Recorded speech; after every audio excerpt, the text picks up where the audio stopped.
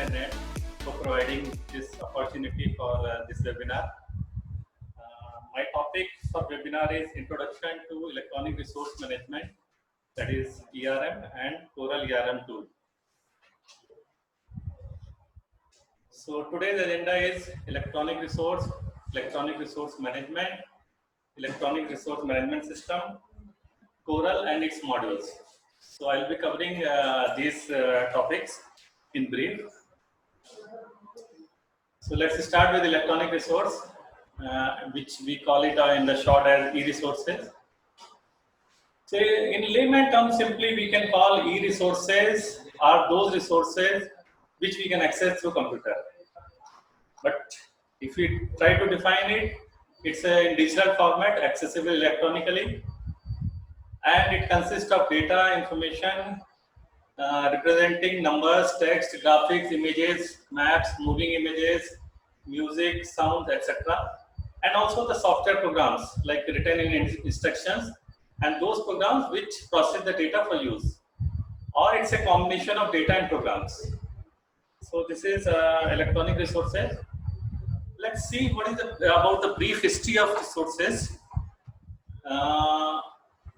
E-resources term almost started in 1960s, in the mid of 1960s, when MARC started developing its catalog, MARC catalog, and it was led by the Library of Congress. And this pilot project ended in 1967, and this MARC catalog started distributing almost in 1969, and it laid the foundation for resource sharing. So this started, and then similar time, around the same time, first bibliographic database was also created, which was providing scientific and government information. And in this time, first dialogue database was created in 1966. We came to 70s and 80s. So WordCat was introduced 1971 by UCLC, and first online catalog was available by mid of 1970s, but libraries mostly started implementing during 80s. And during that time only, earlier that data was given in magnetic tapes, but around that 70s and mid of it, at the end of the 70s and 80s, CD-ROM technology started, and it changed how the databases are being used. So CD-ROM was providing very user-friendly interfaces, and there were jukeboxes available, and CD-ROM can be hosted on the jukeboxes or networks were available.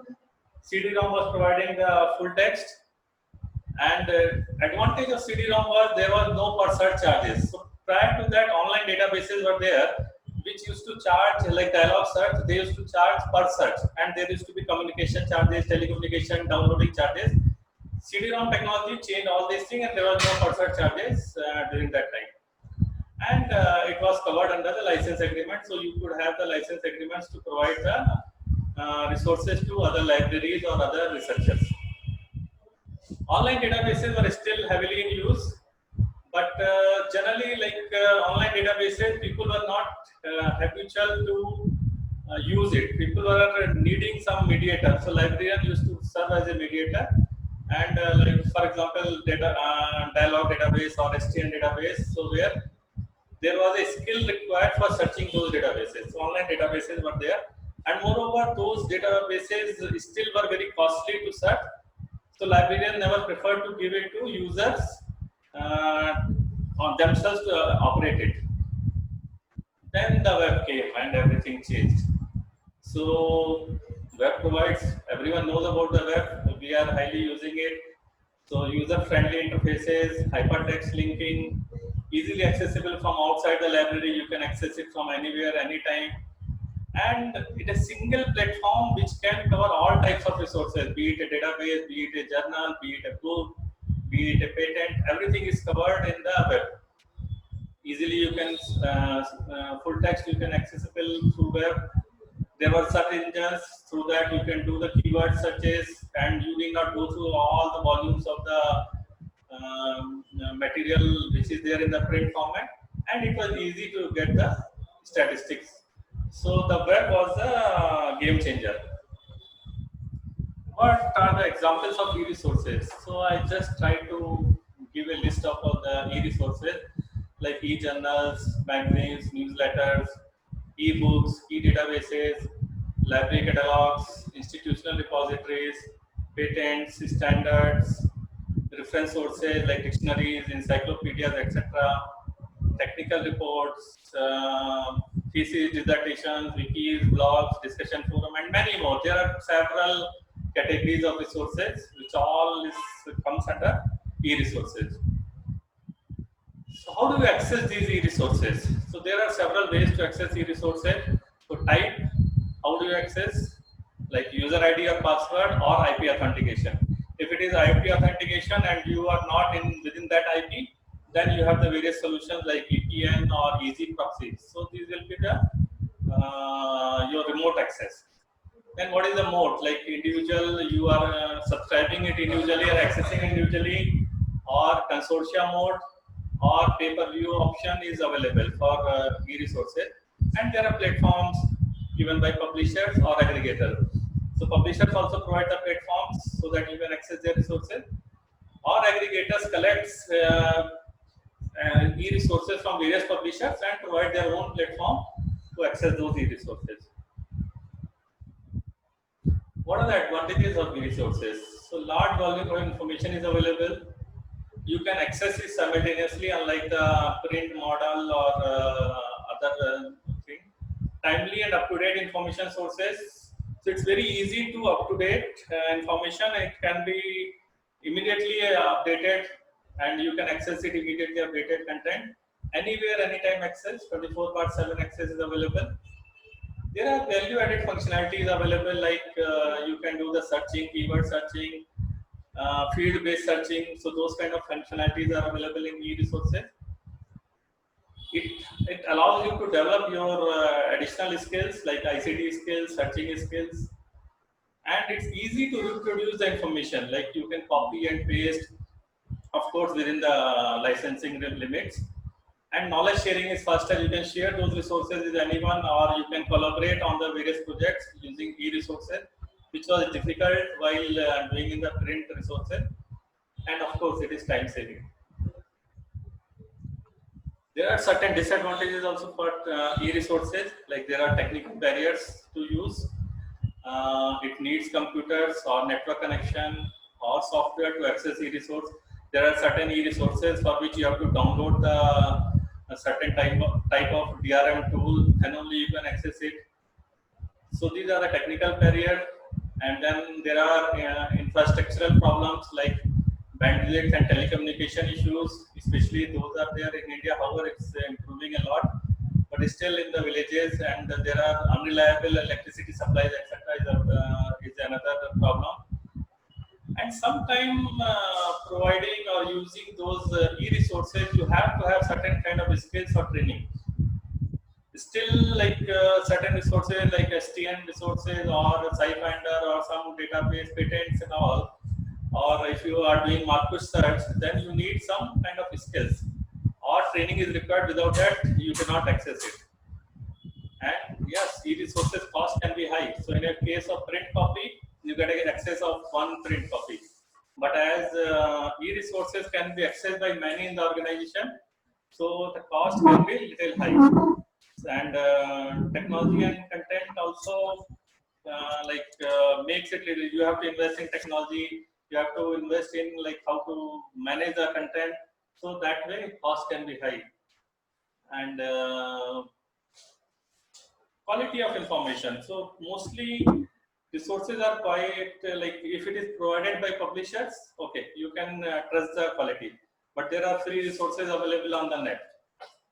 So that kind of quality, that you cannot trust the quality. So there is a variable quality of information. So web is full of proper information as well as improper information. So there are various kind of information available.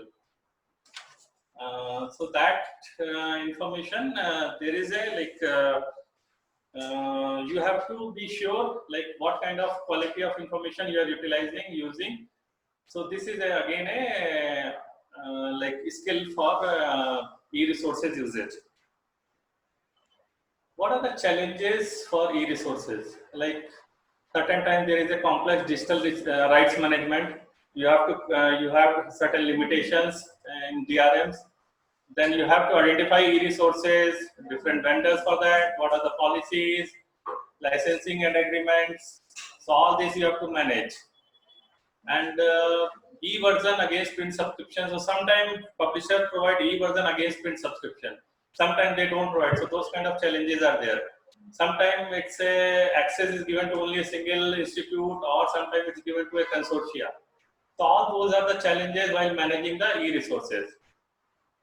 And permission to copy, paste, download, all these provisions vary between providers.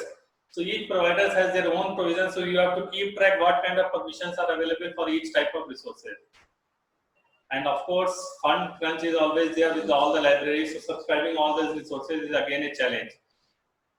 Access mechanism. So certain time your publisher provides access through IP based or username, IP based. And certain institutions don't have their own IP, permanent IPs. So then they have to switch over to username and password. So those kind of access mechanism challenges are there. Then infrastructure issues like hardware, software requirement, bandwidth, network speed. So all those are the infrastructure challenges. Again, security and maintenance, like you have to, if it is stored on the server, there should not be any hacking or antivirus protection, maintenance, server downtime, all these things you have to manage with the e-resources. Then there are multiple platforms and different functionalities.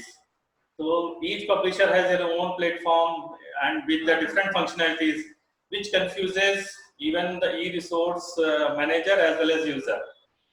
Similarly, pricing model is different for individual title or packages. So the publisher will say, if you subscribe individual titles, this is the pricing. If you subscribe packages, then this is the pricing for the whole packages. Now, whether the whole packages, if individual title pricing is divided by the number of journals in the package, or it's a different mechanism. So that kind of comparison become very hard. And preservation and archiving issues. So with the e-resources, these archiving issues are there, whether you are perpetual access is provided or not, or if you are not subscribing, whether you will get access to it or not. So these kind of resource challenges are also there. Collection decision issues. So sometimes it's difficult to decide whether to buy electronic versus print, and what kind of resources you have to if it is subscribed, what is the criteria for deselect that resources. Buy electronics versus print, there is a sometime like auditing challenge in certain organization where they say if it is not shown after certain years, there is an audit, and they will ask where is the resource. So they will, if you don't show in the print, you say no, access is not available. So those kind of auditing challenges are also there when you buy electronic. And of course, how much is the usage, tracing e-resource usage, especially in the terms of database, like how you classify or quantify the e-resource use of database. In journals, okay, you can show the download statistics or full text statistics, etc. But in databases or books or reference, this kind of resource use is little challenges. So with this electronic resources introduction, then there is a domain, it required a new different domain, ERM, Electronic Resource Management in the libraries. So earlier libraries has the challenge of subscribing, acquiring, cataloging, classifying the print resources. But now Electronic Resource Management is another domain added to their job profile. So we have too many electronic resources to manage. So this led to the genesis of ERM, Electronic Resource Management. So let's see what is ERM. So now that with the advent of information explosion, information revolution, ICT, internet, and World Wide Web, libraries and information centers have been the biggest beneficiaries for these technologies. Of course, publisher also has reaped the benefit of these technologies to an increasingly appreciable extent and brought in a plethora of electronic resources in abundance. Every publisher is now moving to electronic, and they are providing various resources through electronic channel using this ICT, internet, and www. So this made a paradigm shift from actual possession of resources to actual access of resources. So earlier libraries used to possess those resources, especially in the print form. Now it becomes actual access to the resources. So how many resources you access it rather than how many resources you are possessing it. That is the criteria nowadays. So if you want to define electronic resource management is the practices and techniques used by the librarians and library staff to track the selection, acquisition, licensing, access, maintenance, usage, evaluation, retention, and deselection of a library's electronic information resources. These resources include, but are not limited to, electronic journals, electronic books, streaming media, databases, datasets, CD-ROMs, and computer software. This is a definition I've taken from Wikipedia. Okay, so now there are various elements in ERM. We can classify these elements in 5 ERM elements. So one by one we'll go through. So first element is knowledge base or holdings database. So this is a database of electronic resource. So this is main element of a ERM. So you have to provide an A to Z list of all your resources. For each resources, you have to provide the metadata, like what is the title, what are the available issues, who is the publisher, what is the URL to access that, what is the subscription period. So this kind of metadata is being provided for all e-resource. What is the format of e-resource, like PDF, Word, HTML, audio, video, image, photo. So these kind of format of e-resources are there. Then you should have a search functionality, easy search functionality, browsing functionality by the titles, and there should be a link resolver. So if your users are searching any data, any other resource, and they have come across any citation, so you should have a link resolver which should convert that citation and check whether that your library has access to that resource or not. So link resolver comes into the picture there. So it's a seamless method from a citation to access the full text.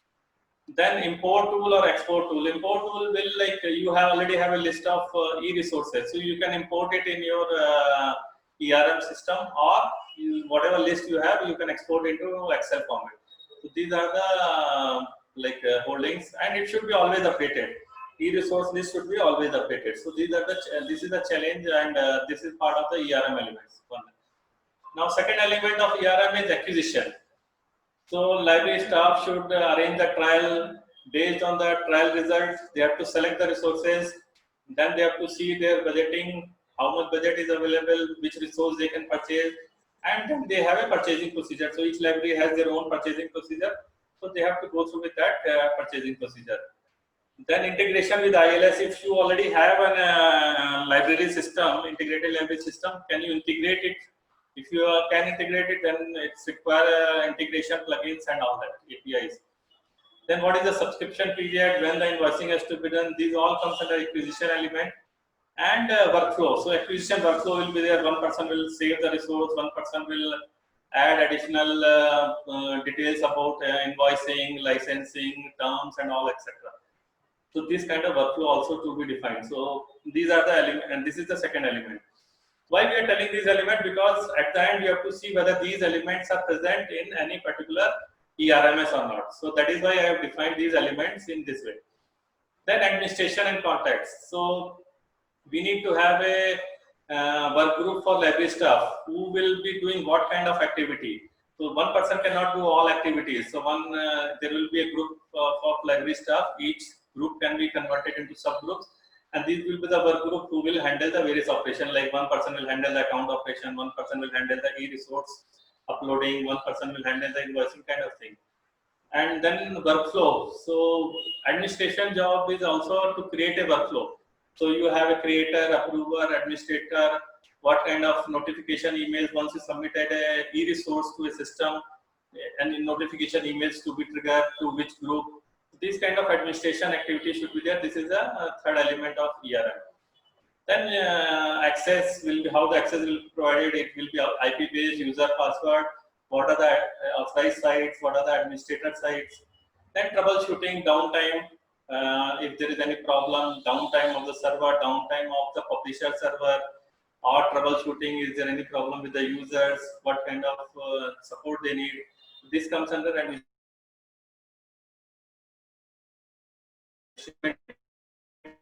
maintain a publisher lists and contacts. Publisher contacts are different, like they have a different contact for accounting, sales, licensing, support, trading. They might have a different contact. All those contacts should be available at one place. And the fourth element of ERM is licensing. So this is a contract specifying how and when the resources can be used. This is the most important part of a e-resource. So they provide what are the authorized sites and authorized users, to what are the access terms, whether you are allowed to give the resources or interlibrary loan or not. They have a particular uptime, like I will provide 99% uptime or performance obligation. What is the jurisdiction, warranty, etc. All will come under licensing. And what are the to be tracked in the in this e-resource management. So this becomes a very challenging task, especially when you are not qualified as a librarian. You are not qualified in terms of legal usage or legal languages.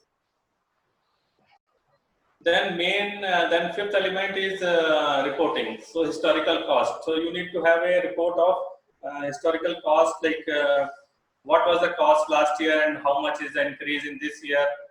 Was it a package last year? Now you are subscribing individuals. What is the costing? When is the subscription expiry? You should have a report, so that before expiring period you can initiate the renewal. Then usage statistics, like cost per article, should be tracked. So this is again a reporting. Then counter compliant reports should be available. So counter we will discuss in further slides. And so these reports are useful for taking collection decisions. So you need to take a decision about which resource to continue, which resource to discontinue or renew. All these decisions are generally based on this kind of reports. So for these features of this domain of ERM, generally librarians look for solutions. So there are challenges in implementing ERM. So we need a solution. So solution is we should implement a electronic resource management system, that is ERMS. So when we have to implement ERMS, what are the features of that implementation? What should be the functionalities? All that we have to cover. So in this, we will see what are the different features, functionalities, advantages, etc. for the ERMS. So in layman terms, what is an ERMS? System developed to assist librarians to control third-party licenses.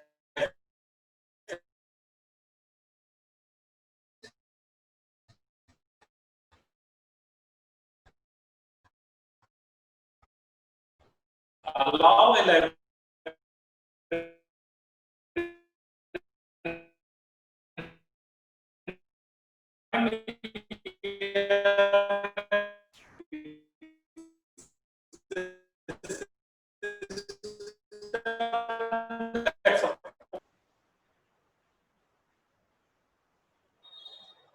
Is there any problem? Am I audible? Yeah. Another definition. Hello. Another definition is system designed to assist librarians with the acquisition and management of electronic resources.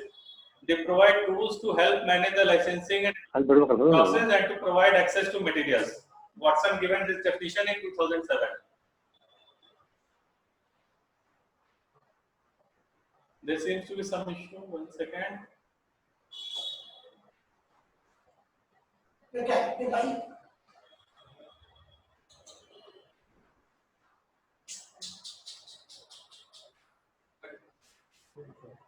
Some participants are raising hand.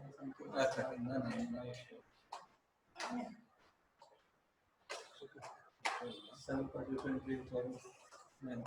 Oh my God. Wait, it's not.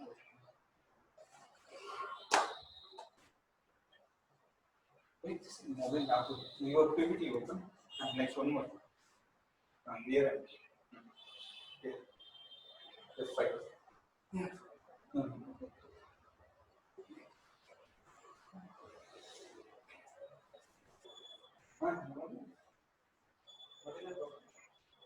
Issue? Shall I continue? Yeah.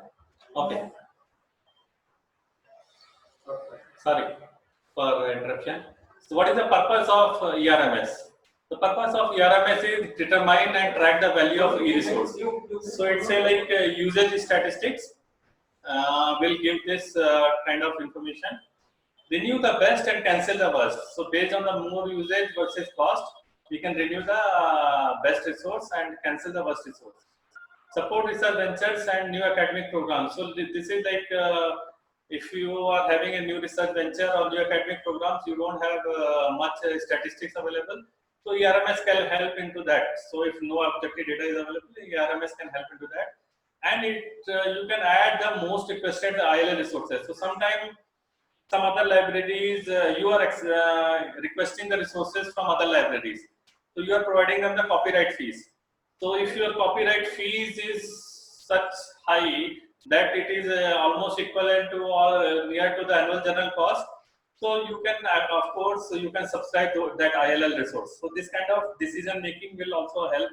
This decision making will come from ERMS. Why ERMS is needed? Because there is exponential growth of e-publishing.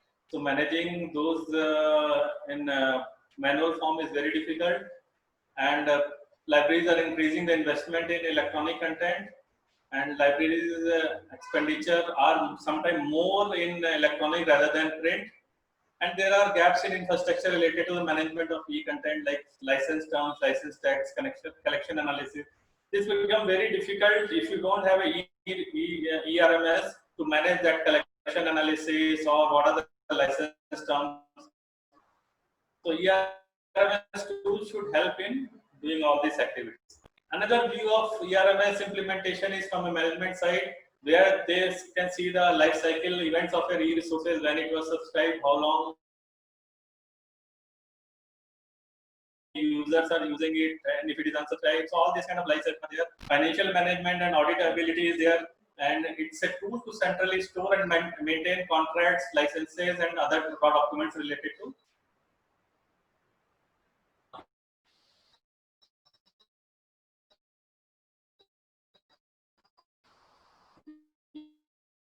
You can rationalize the e-resource processing and financial statistics, support consistent workflows to support data quality and ensure compliance with license terms. Ensure compliance with license terms is very important.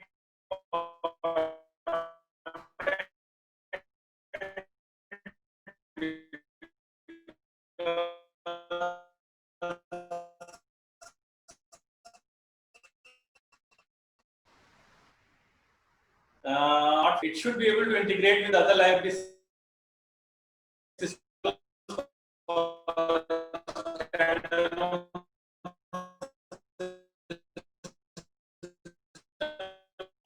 If you already have another library system, your people should be able to access that e-resource, or it should be integrated with your OPAC, so that access to e-resources can be provided.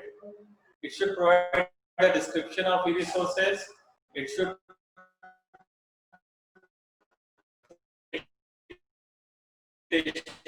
of interlibrary loan, tracking e-resources order through live forms. Contact form all content providers. Information about all the content providers. There will be your subscribing resources.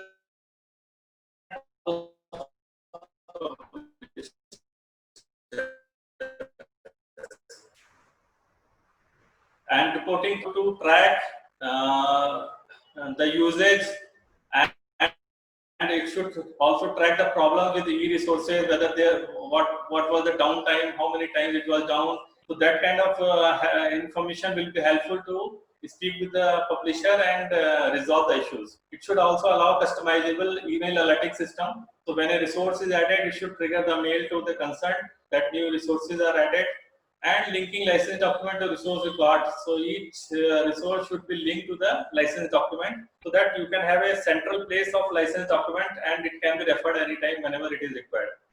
And enabling access to Sushi or similar counter usage statistics. So we will discuss about Sushi or counter statistics in the further slides. What are the functions of ERMS? E-resource management, acquisitions, public display functions, It's like opaque. Collection evaluation. So if you have to evaluate the collection, so you have to have a trial management. You take the trial from the publisher, see how much is the usage, what are the people's voting for that, whether they are voting for subscribing that resource or not. That kind of evaluation management should be available in the ERMS. And overlap analysis should happen, like if the resources are overlapping from two different publishers, similar kind of resources are overlapping, and usage statistics should be there. License management should be a part of ERMS, workflow management, reporting in different kind of reports, contact information, cataloging and taxonomy should be available, interface customizations. You should have the feature of interface customization as per your requirement. Should be able to put your logo, you should be able to add different fields for searching. All these options should be available when you choose a ERMS. And of course, customer service and training should be available. So these may be the functions and advantages of ERMS. It addresses the ever-growing size and complexity of e-resources. So e-resources are ever-growing, and it becomes more complex to manage when it grows a lot. So ERMS can be helpful in that process. You can define a workflow to reduce the duplicity of work. It is a time-saving. It should be a time-saving option for staff as well as user. It should provide usage statistics for smart collection decision and make the most efficient use of library budget. Link resolver increase ability to set up and maintain full text links. So full text should have a seamless connectivity. If you are searching a resource in Google and you are come across a citation, seamless access, whether you have subscription to that resource or not, the link resolver will help in that. Closer scrutiny of license terms and conditions should be there in the ERMS, and consortia access. So sometimes some resources are available through consortia, so that kind of provision also should be there in ERMS.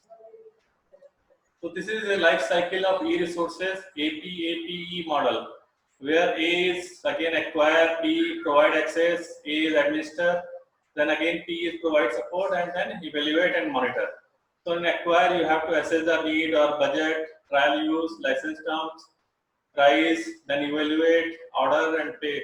So all these are the different modules, or this is kind of a life cycle for a e-resource. So I'll not take much time on that. We'll move forward. This is not a corona image. So this is like a kind of octopus. So ERMs today touches many different areas. So authentication, library web applications, campus finance system, meta search, acquisitions, high-level management, link resolvers, OPACs, serials, etc.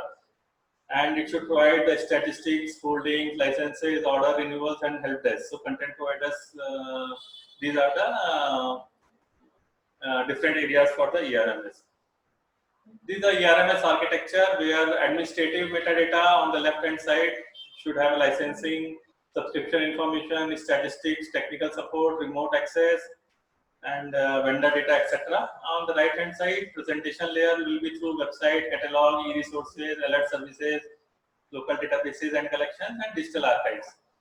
And then you have databases, where it can hook with other databases like ETD, institutional repository, or your integrated library system, or data repositories. So what are the things to, when you are planning for ERMS? So you should have a best possible package. So you have what is your requirement and what is available. So you have to do the need matching. And then what kind of hardware is required, server, RAM, etc. So all these you have to plan for ERMS. What is the platform? Sometimes you wanted in Windows platform and it's available only in Linux. So this kind of platform should be available. So you need to decide which kind of platform you have to use, operating system. Staff involvement, budget, purchase, operation, maintenance, etc. Budget for that it should be available. Future upgradation should be available, possible like if you are changing the server or a new upgrade comes, so all these upgradation options should be available. User awareness and backup. So these all you have to plan. So you should have a backup of your complete ERMS, so that if in case of any failure, you can restore it immediately. So when you select an ERMS, it should be user-friendly, well-designed screens, logically arranged functions with extensive help messages. So should not need extensive training. So there are several systems which requires lot of you need to have a learning curve to install that software or to learn about that software features. So it should not happen that way. So that kind of ERMS you should choose. It should provide unlimited user access. Statistical tools should be there. Multilingual and multimedia option if required. If you are in different languages, you want ERMS, so ERMS should support that language option. And it should also support internationally known standards like counter compliance, SUSHI, etc. And the system should have training and support through discussion forums or email list. We'll come to what kind of ERM products are available. There are commercial products like EBSCOnet, ERM Essential, Millennium, it's now Sierra from Innovative Interface, 360 Resource Manager, Gold. So these all are the commercial products. So there are several others commercial products, and there are few open source products like CUBS, Hermes, FRE, ERMS, HERMES or SMDB, subscription management database from Sempa tool. So these all are the ERM tool which are open source. So each ERMS should have a provision for usage statistics. What is usage problem with the usage statistics? Like you have to justify the resource expenses. So for justifying resource expenses, you need the usage statistics. And why it is like, what are the problems? Like inconsistencies in counting. Earlier there used to be, publisher used to say, no, you have downloaded this many articles. Libraries doesn't have any mechanism to track how many articles is downloaded, what is the download feature. So what and when to count. So all these problems were there initially. And there were different formats. So each content provider used to have their own format. And they used to label it differently, column names and rows names, they used to have a different options. And they had the different option in delivery. Some used to provide through FTP server, and historical reports were not available. They never used to give the reports on time. So these kind of problems were there in usage statistics. And why we need the usage statistics? Like, you know that expanding scope of resources, we have different type of resources, different publisher, and we need to know what is the usage so that we can have a collection decision. And we need to know the cost per usage for collection management, how many searches are being done in the databases. And it also helps in finding the impact of the faculty research. And why we need, because so many publishers are there. So there was an initiative called Counter Project. So for the Counter, there was a group of librarians and publishers and other independent aggregators. They combined together and they came up with the Counter Project. Counter is counting online usage of network electronic resources. So what was the purpose of Counter is to standardize the usage, how use is counted and how use is reported. So this is the main goals for the Counter Project. And they started releasing their code of practices.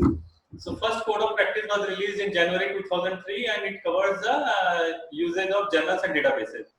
And then in 2006, they extended it for the books and reference works. Then in 2009, again, they came up with a revised set of standards. And in 2013, they added even multimedia content usage tracking. Now we are having the fifth release in 2019, and it's much more elaborative, much more comparable data, and it's more standardized now. And how do you like Counter initiative? Who will say like, is it in the favor of library or is it in the favor of publishers? No, its compliance is verified through the independent audit. And what it addresses, like what are the terminologies to be used for the usage statistics, what is the layout and format of reports, and processing of usage data, how it will be processing, how the data will be processed, and how the report will be delivered. So those all will be addressed, are addressed in Counter projects. So there are different types of reports in Counter project, like general report, GR1, GR2, then GR3, GR3 mobile, GR4, and different kind of similarly database report, book reports, DB1, BR1, and like it will how many full text you have downloaded, how many denial are there per month, platform wise. So all these kind of reports are available through Counter, and this is one example of the Counter report. But there are certain limitations in Counter. It provides excellent model and tools for usage statistics counting, but libraries need a more efficient data exchange model. So current model is like you have to download each month report in a spreadsheet one by one for different each publisher. So there should be, if it is you are able to do the query method, then it is much more efficient. But that provision is not available in Counter yet. And it is time consuming, like one staff has to gather, assemble, and then report. You get the monthly data, and then from that you have to track what is how many HTML, how many PDF, year to date, what is the data. So for that, there is a new initiative called Sushi came into the picture. So what is Sushi? Sushi is standardized usage statistics harvesting initiative. So it's a harvesting protocol which harvests usage reports from publishers platform. So it's an ISO protocol that defines the standard formats and requirements to automatically download statistics from a vendor Sushi server without the need to log in individually and download each report independently. So you need not log in every time with the publisher website and download each month report, put it in your folder, then do the analysis. Sushi does it all automatically. It will go to a Sushi server of each publisher has a Sushi server, and it automatically downloads the reports. So what are the objectives of Sushi? Solve the problem of harvesting and managing usage data from a growing number of providers. Promote consistencies usage formatting, like it's a XML based formatting. So you can combine and make the field based searching all these options available through Sushi, and it automates the process.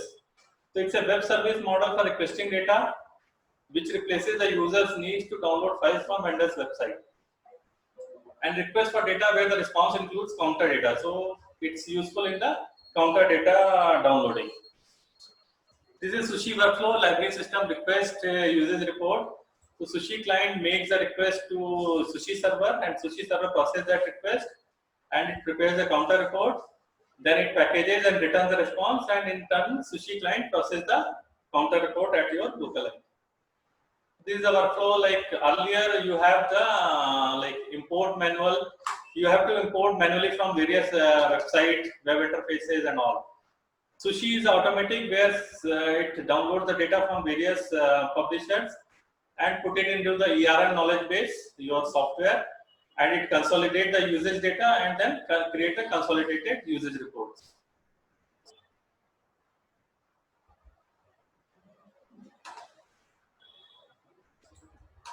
Okay. And these are the standards of the electronic resource management. So DLF, ERMI, the Digital Library Federation Electronic Resource Management Initiative. Counter, we have already discussed, and currently it is in the release 5.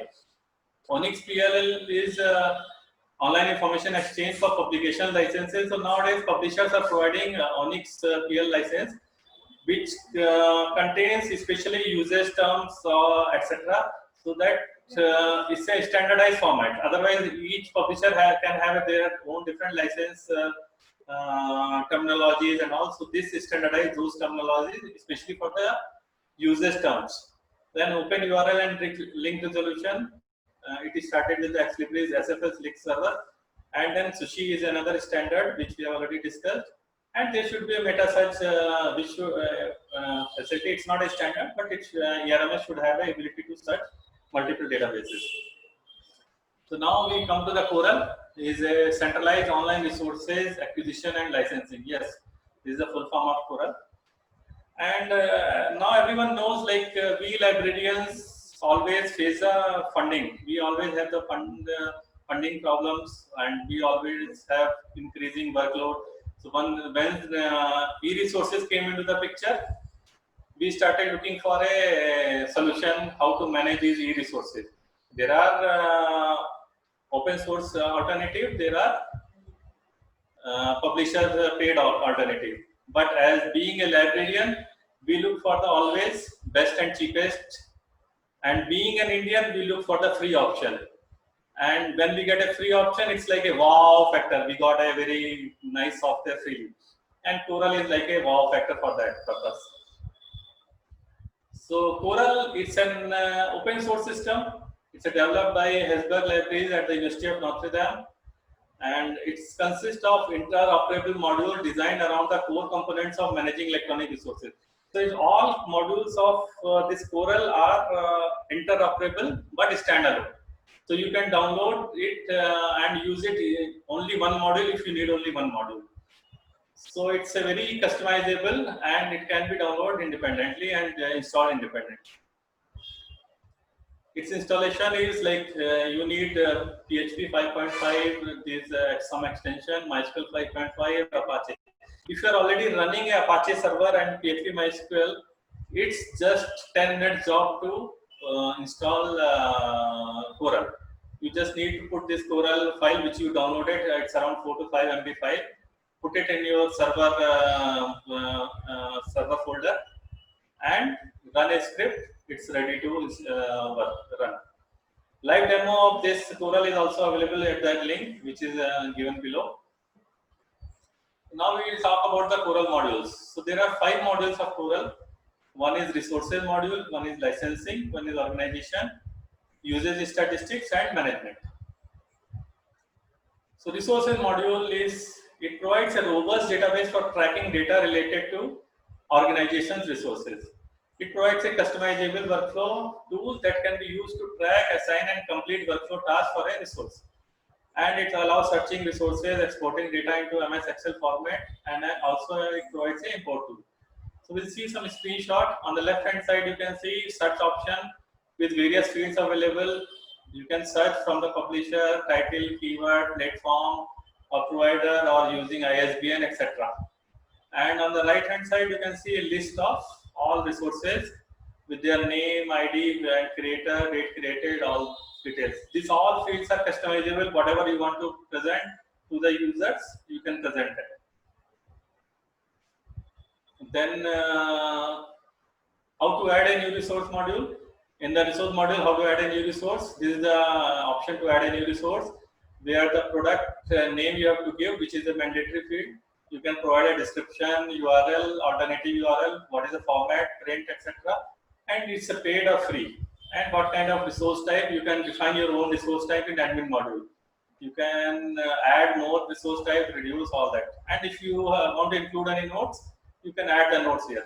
So this is, the creator will create this new resource.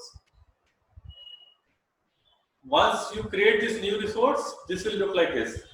It will show the name of the journal on the top, status in progress, URL, etc., which is the organization, and then edit also. You can edit the product details, you can add the subject, etc. Then left hand side you can see product, orders, acquisition, etc. So we'll see one by one what is that. This is the product screen. Then order. So if you come to order, it will, you have to enter the acquisition type, order number, system number, subscription start date, subscription end date, and which is organization, and enable alert. If you take the enable alert before the subscription end date, it will trigger the alert. And which is the purchasing site, all these options you can customize it. Then next option is acquisition option in that resource module, where you can keep the cost history, like for each resource, what was the cost in previous years. So this can be stored here. So one each year cost, you can see it from here, acquisition, and add the details also.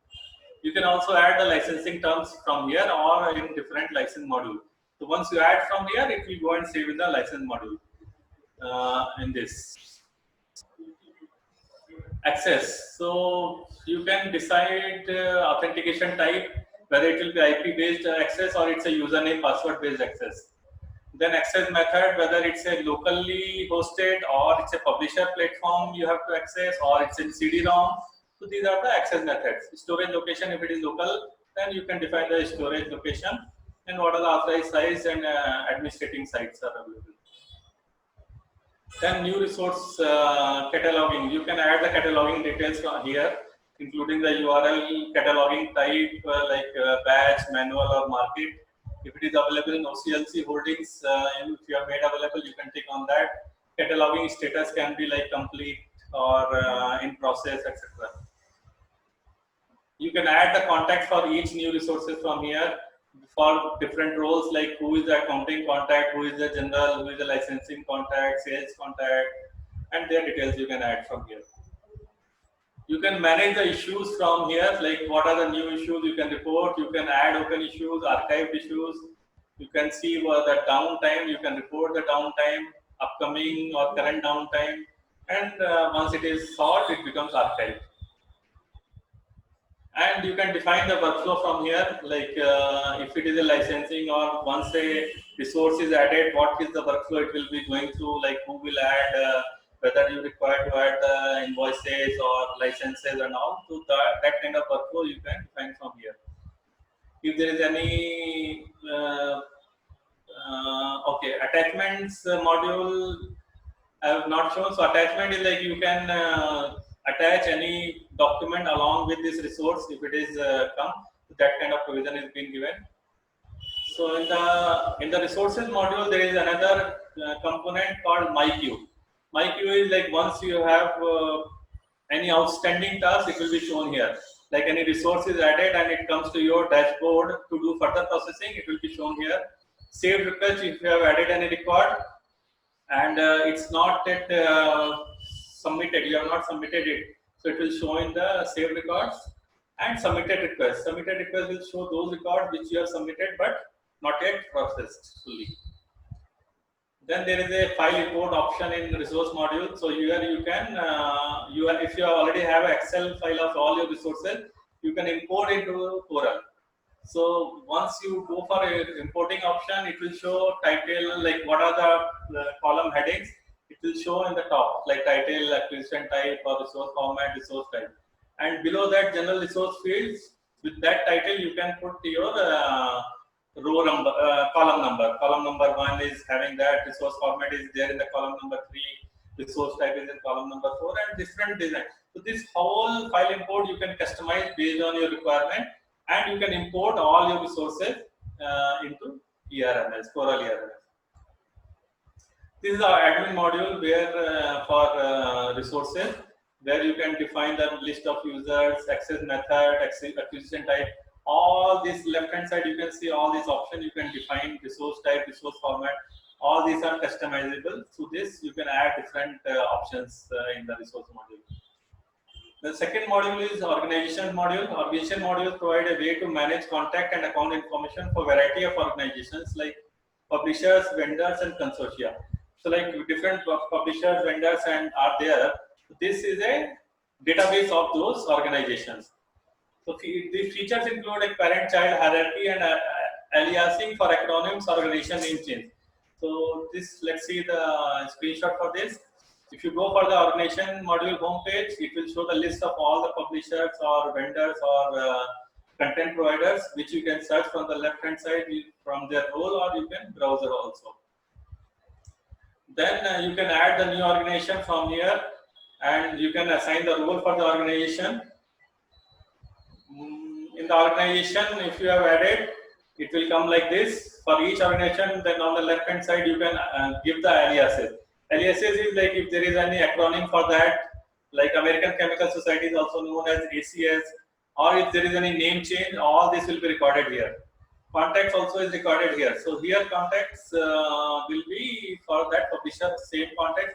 The contacts can come from e-resource module also or from organization also. So if it is from e-resources module, if you add the contact, it will be for that module only. But if you add it here, it will inherit all the resources for that particular organization. Then we come to accounts. So this is the accounting contacts for that purpose, like how you will access, what is the login URL, email, and all that details. Issues already we have covered in the previous, and licenses we'll see in the license module. You can add from here also. So licensing module, this is the most important module, which provides a way to store and access digital copies of current and expired license agreements along with other related documents. It allows users to identify license clauses, most important to record and track from an institutional point of view. So in Coral, this is a very good feature. It allows comparing various clauses of a license. and how it is changing over the years. So I will show you that in the screenshot. So this is the licensing module home. So there are different license records available on the right hand side, and as usual, search option is there with the various fields, and you have the browsing option, and you can add the new license from this.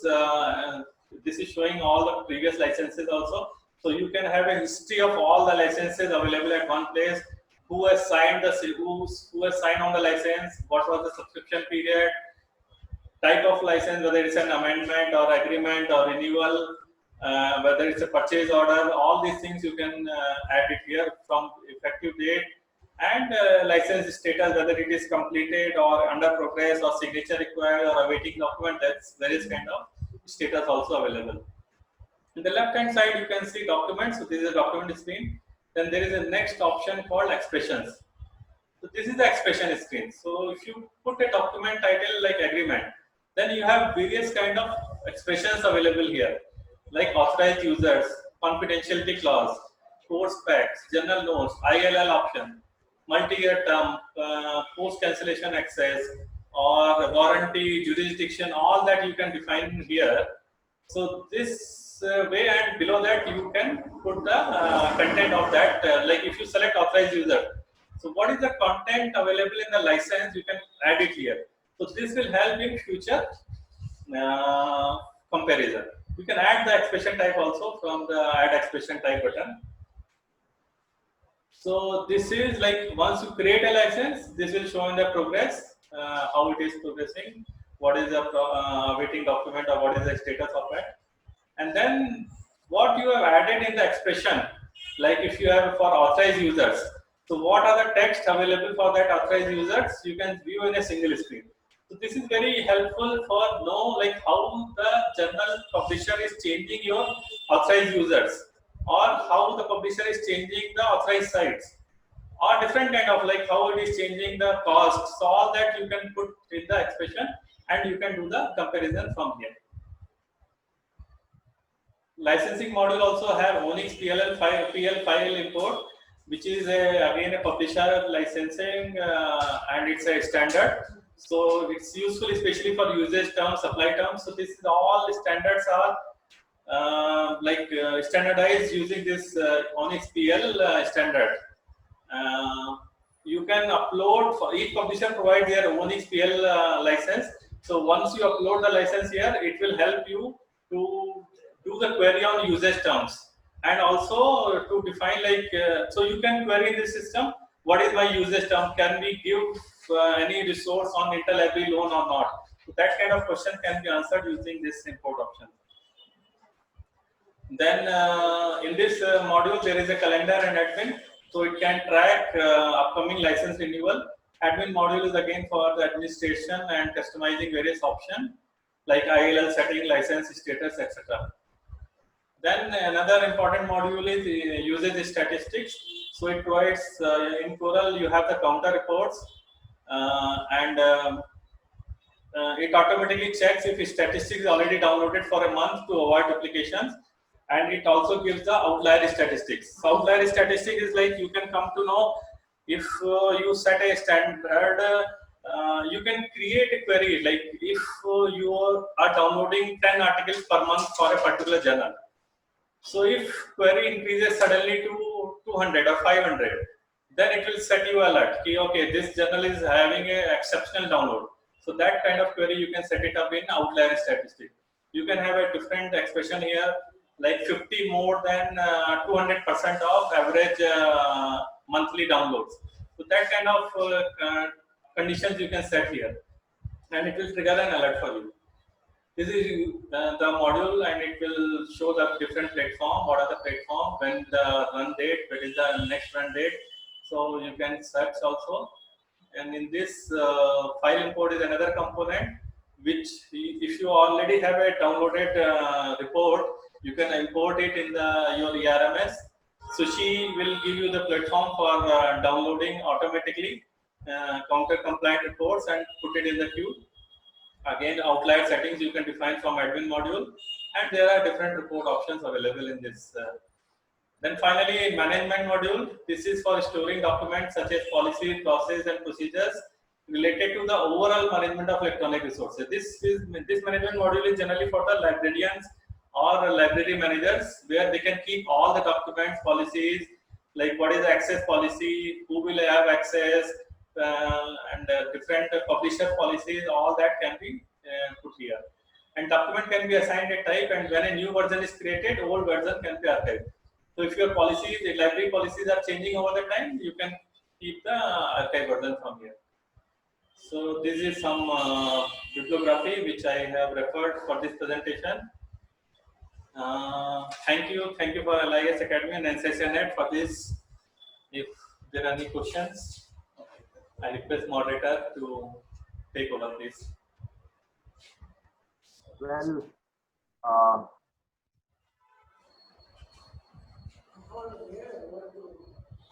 hello. Please go ahead. Yeah, am I audible? Yes. Yeah.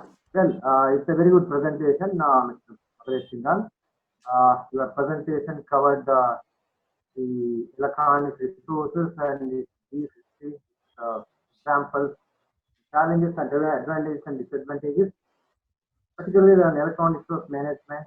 And you have covered electronic resource management system, features, functions, and advantages, and the life cycles of various, electronic resource management system, and with examples. And further, you have also covered usage statistics, particularly on the tools like Counter and Sushi with the workflow. And you have also explained various ERM functionalities of both free and open source ERM tools, and more particularly on Coral, along with the standalone modules. And it's quite interesting and might be benefiting to the library professionals, because mostly the concept is very much interesting. Probably LIS Academy may take up these kind of activities by a live demonstration with the workshop kind of thing. And there are many questions asked by our user, the attendees. But few of them I just would like to ask you here, but many of them are quite coincident, and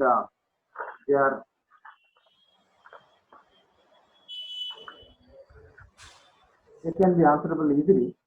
There is one question from Vishwajit Patil, Vishwajit Paul. Selection and the checking of e-resource price is a major problem. Can you please provide some criteria to resolve this issue? But of course, it's an electronic resource management system. Will it be possible? That's what he is expecting from you. Sorry, I could not get your question. The selection and the checking of e-resource price is a major problem. Will the electronic resource management tool will help you resolve that kind of a issue? Basically, the pricing pattern here. Yeah, definitely. ERMS tool will help you in taking the collection decision, because it will give you various statistics. And of course, managing the e-resources also, how do you manage it? And selection of e-resources, okay, your question can be, how do you select e-resources? Is it the question then selection of e-resources based on your need? No, it's a pricing issue. It's a pricing issue. But of course, the pricing of an individual e-databases varies from one library to other library, and how the ERM model or tool is able to resolve this. That again is on individual libraries, the negotiation with the publishers. Yeah. That requires the independent the librarian to take up and how to negotiate. That is depends on your negotiation skills. Yeah. There is another question from Vibhuti Bhushan Sahu. How much control a library has with licensing of e-resources in case if you use electronic resource management system tools? Libraries, like when you are negotiating with the publishers, you need to be careful about the licensing terms. So publisher will have various like access to various good lawyers, and they have standardized languages for which like many people would have already brainstormed and created. But you also have to have certain skills to interpret those licensing agreements or licensing terms and see what is the best fit for you.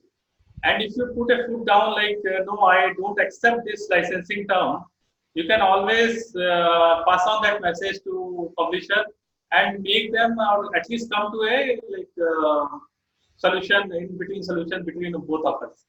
So that kind of thing is again on your negotiation skill. But before that, learn the capability of interpreting the licensing license. Okay. There is another question from Christopher George. The library has plenty of e-resources subscribed, and also they also provide the open educational resources along with them. And how can the ERM model will help?